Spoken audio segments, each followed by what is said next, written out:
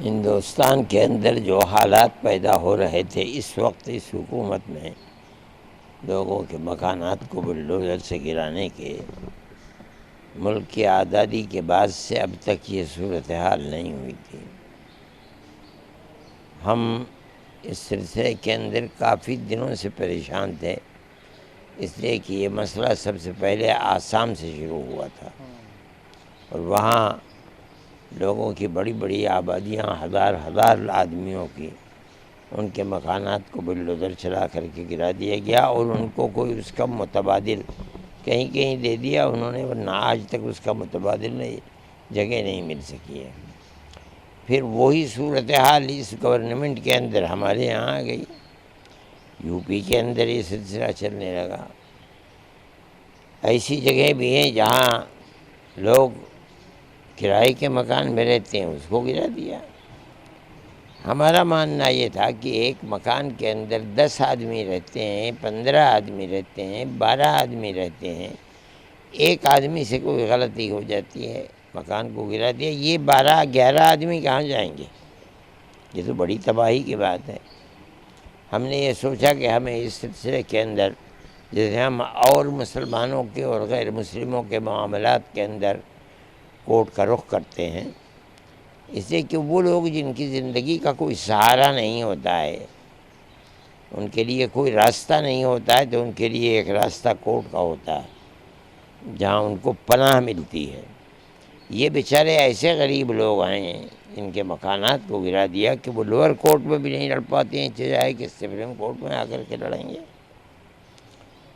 اس لیے جمعیت علماء جس طرح ہمیشہ ہندو مسلمانوں کے معاملات کے اندر ایک دوسرے سے کوئی بھید بھاؤ نہیں کرتی ہے، اسی طریقے پر ہم اس کیس کے اندر بھی آئے ہیں، اور ہم ان غریب اور بیچارہ لوگوں کے لیے سہارا بننا چاہتے ہیں جن کے لیے زندگی کا کوئی سہارا نہیں ہے، اور وہ اپنی شکایت دے کر کے کہیں جا نہیں سکتے ہیں۔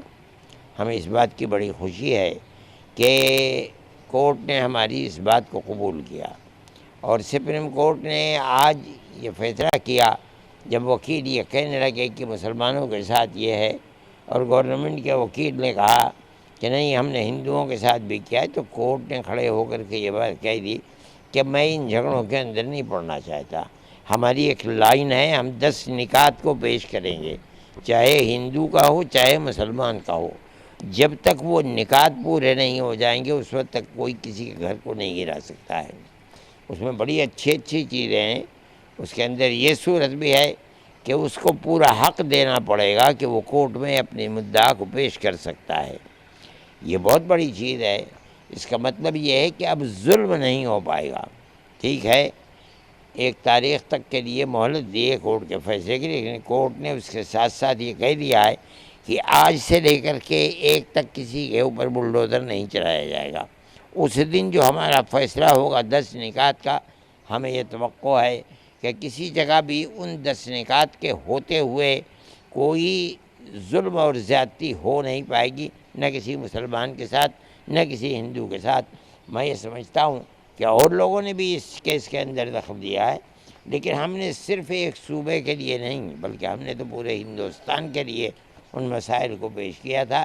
اس لیے میں یہ سمجھتا ہوں کہ یہ ایک تاریخی فیصلہ ہوگا جو کورٹ کی طرف سے، سپریم کورٹ کی طرف سے ہوگا، اور یہ ہندو اور مسلمان اور ملک کے سبھی بسنے والوں کے لیے ایک بہترین فیصلہ ہوگا، اور انہیں بڑی نجات مل جائے گی اس سے۔ کیا امید لگتی ہے آپ کو 1 تاریخ کے بعد جو آپ فیصلہ آئے گا، اس سے کیا امید لگائی؟ اس وقت تک جو رخ ہے اس سے ہم یہی محسوس کر رہے ہیں کہ جو 10 نکات ہیں وہ ہر مظلوم کے لیے ایک سہارا بنیں گے انشاءاللہ، اور یہی ہم چاہتے بھی ہیں۔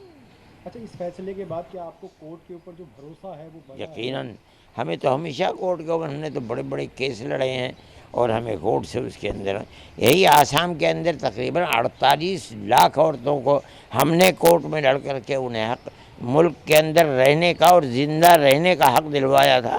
جمعیت علماء ہمیشہ یہ کام کر رہی ہے۔ ہم یہ سمجھتے ہیں کہ بے سہاروں کے لیے سہارا کورٹ کے سوا کوئی اور چیز نہیں ہے، اور کورٹ کی طرف سے، سپریم کورٹ کی طرف سے یہ فیصلہ ان کے لیے بہت بڑا زندگی گزارنے کا ایک سہارا ہوگا انشاءاللہ۔ اچھا، جیسے آپ نے اپنی جو اس میں کہا ہے، انہوں نے یہ بھی کہا ہے کہ خود ہی جج بن جاتے تھے. ہاں ہاں، یہ صحیح ہے، کس طرح سے دیکھتے ہیں؟ یہ صحیح ہے.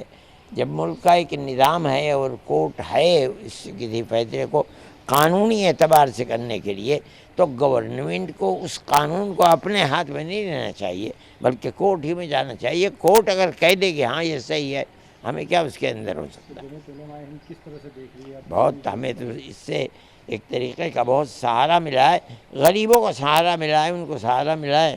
ہم بھی خوش ہیں اس چیز سے، اور ہم یہ سمجھتے ہیں کہ یہ معاملات کو جس رخ کے اوپر کورٹ لے رہا ہے، دنیا کی ایک ملک کی ایک بہت بڑی طاقت کو، جس کے لیے زندگی مشکل ہو رہی تھی، اس کو زندگی کا موقع ملے گا، عزت و آبرو کے ساتھ زندہ رہ سکیں گے.